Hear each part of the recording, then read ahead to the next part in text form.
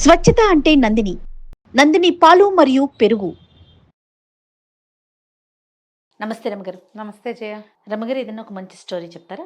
పూర్వం అట బాగ్దాద్ నగరంలో ముగ్గురు గుడ్డి బిచ్చగాళ్ళు ఉండేవాళ్ళట. ముగ్గురికి కళ్ళు లేవు. వాళ్ళు ఏదో ఒక పాడుబడిన ఇంట్లో ఉండి ముగ్గురు మూడు పక్కలకి వెళ్ళి సంపాదించుకుని తెచ్చుకునేవాళ్ళు. అంటే అడుక్కుని డబ్బులు తెచ్చుకున్నాడు, బిచ్చం ఎత్తుకుని. ఇందులో ఒకడు ఒక సంపన్నుల వీధిలోకి వెళ్ళాడు. వెళ్ళి వాకిలి తలుపు వేసున్న ఒక బిల్డింగ్ దగ్గరికి వెళ్ళి తలుపు కొట్టాడు. కొడితే ఎవరు అని లోపల నుంచి వినపడింది. గుడ్డివాణి బాబయ్య, ధర్మం చేయండి అని అడిగాడు అనుకో, వాళ్ళు ఏమంటారు, ఇప్పుడు కాదు బాబు పైకి వెళ్ళు అంటారు. అంతేగా. ఇతను చెప్పల సమాధానం.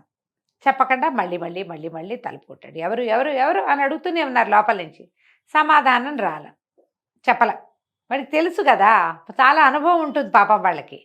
సరే, ఆ ఇంటి యజమాని ఒక ఆయన వచ్చి తలుపు తీసేసరికల్లా ఈ గుడ్డి బిచ్చగాడిని చూడగానే గుర్తుపెట్టాడు. ఆయనే గుర్తుపెట్టాడు. తెలిసింది ఇది బిచ్చగాడు అని. చేయిపుచ్చుకుని దానైనా లోపలికి అన్నాడు. పిలుస్తున్నారు కదా అని ఈ గుడ్డి బిచ్చగాడు చెయ్యంది ఇచ్చి ఆయన వెనకాలేదు.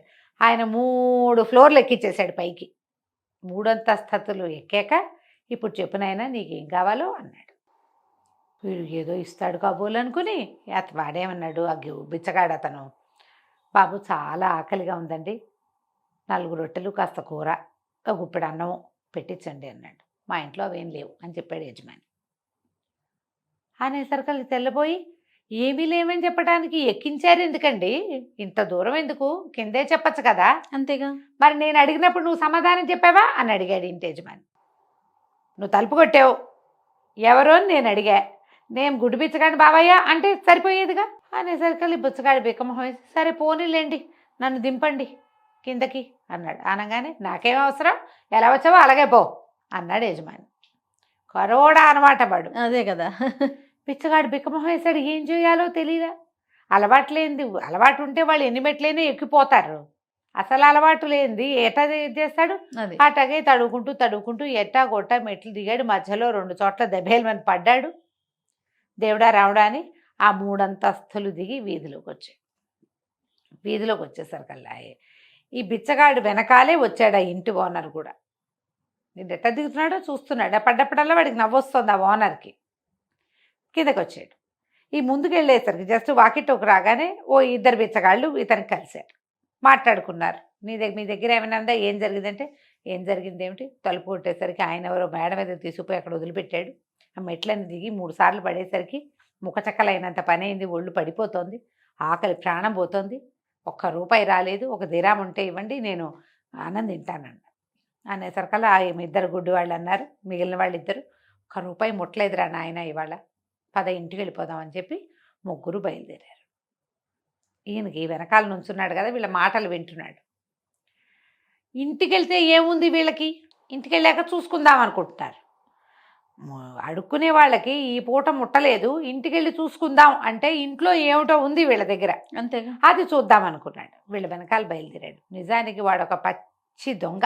ఆ సంపన్నుల వీధిలో ఒక పాత మేడ అద్దెకి తీసుకుని ఉంటున్నాడు వాడు.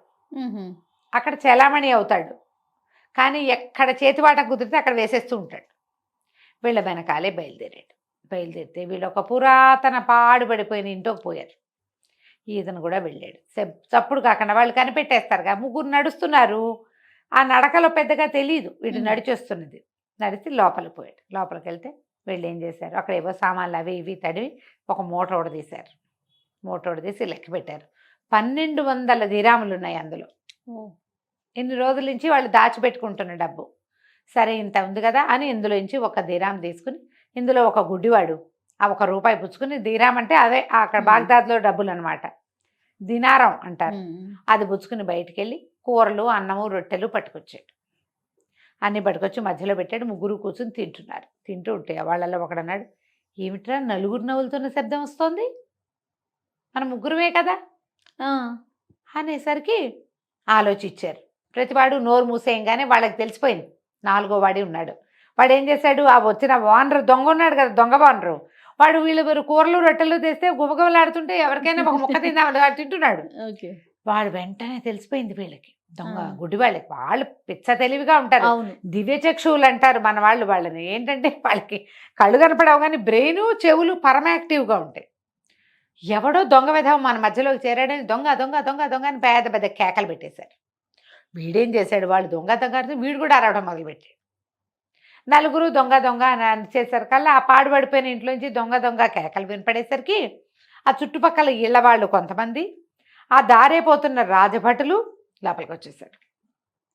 కొత్తవాల్ గారు గుర్రం వేసుకుని ఆ పక్కన తిరుగుతున్నాడు, ఆయన కూడా వచ్చేసాడు గుర్రం వేసుకుని లోపలికి వెళ్ళేసరికి ఎవడు దొంగ అనగానే బాబు అలా ఆ గుడ్డి వాళ్ళలో ఒకటి చెప్పాడు, బాబు మేము గుడ్డి వాళ్ళమండి ముగ్గురం, మేము కలిసి అడుక్కుంటాము, ఎవడో ఒకడు దొంగ అండి మా మధ్యలో కూర్చుని మా అన్నం తినేస్తున్నాడు అనగానే వీడున్నాడుగా వీడు దొంగ వేతవా వాడన్నాడు, అవును బాబయ్య అవునండి మా సొమ్ములు ఎవరో తీసుకోవడానికి ప్రయత్నం చేస్తున్నారు అనేసరికి ఏముందిరా మీ దగ్గర పట్టుకోవడానికి ఆయన గట్టిగా అరిచాడు. ఊరికే ఎందుకు చెప్తాం బాబు, కంచి దెబ్బ తగలకుండా ఎవడైనా నిజం చెప్తాడా అన్నాడు వీడు. అనగానే ముందు చెప్పాడు కాబట్టి వీడినే కొట్టమన్నారు. 2 దెబ్బలు పడంగానే బాబోయ్ నా వల్ల కాదండి అని చెప్పి వీడు ఏమన్నాడు, బాబు మేము గుడ్డివాళ్ళం కాదండి, నా కళ్ళు కనబడతాయి చూడండి అని కళ్ళు తెరిచాడు. గుడ్డివాళ్ళుగా నటించి తిరుగుతున్నామండి ఊళ్ళోనూ, మేము నలుగురం కలిసి, వాళ్ళు మేము కాదు అంటున్నారు కానీ వీడు ఊరుకోటల్లా, మేమందరం కలిసి 1200 దీరాములు దాచిపెట్టామండి, నిజం చెప్పాను కాబట్టి నా వాటా నాకు ఇచ్చేయాలి మీరు, తర్వాత వీళ్ళ సంగతి కనుక్కోండి అనగానే కొత్తవాళ్ళు తీయండి రా మూటలు విప్పండి అంటే మూటలో చూస్తే 1200 ఉన్నాయి. ఈ గుడ్డివాళ్ళు దిబోమని లబలబలాడుతున్నా వినిపించుకోవాలి. టకా లెక్క పెట్టారు, 1200 ఉన్నాయి. 4వ వంతు ఎంత, అందులో 300. వాళ్ళు ఏం చేశారు, ఈ దొంగవాడికి 300 లెక్క పెట్టి ఇచ్చేశారు. పోరా నువ్వు ఇక్కడి నుంచి, మళ్ళీ గుడ్డి వేషం వేసామంటే కాళ్ళు విరక్కొడతాం, వీడి పేరు ఊరు కనుక్కోండిరా అని మన బయటికి తరివేశారు. ఇంకా 900 ఉన్నాయి అక్కడ. వీళ్ళేమనుకున్నారు, ఈ ముగ్గురు గుడ్డి వాళ్ళని కూడా చిత కొడితే వీళ్ళే మేము కళ్ళున్న వాళ్ళమే నిజం ఒప్పుకోవాలి కదా, కళ్ళుండి మేము ప్రజల్ని మోసం చేస్తున్నామని వాడు చెప్పాడు, ఒప్పుకున్నందుకు వాడి వాటా 300 వాడికి ముట్టింది. వీళ్ళని కంచీకర్రతో చిత కొట్టేశారు. పాపం సహజంగా గుడ్డివాళ్ళుగా వీళ్ళు ఎవడూ కళ్ళు తెరవలేదు.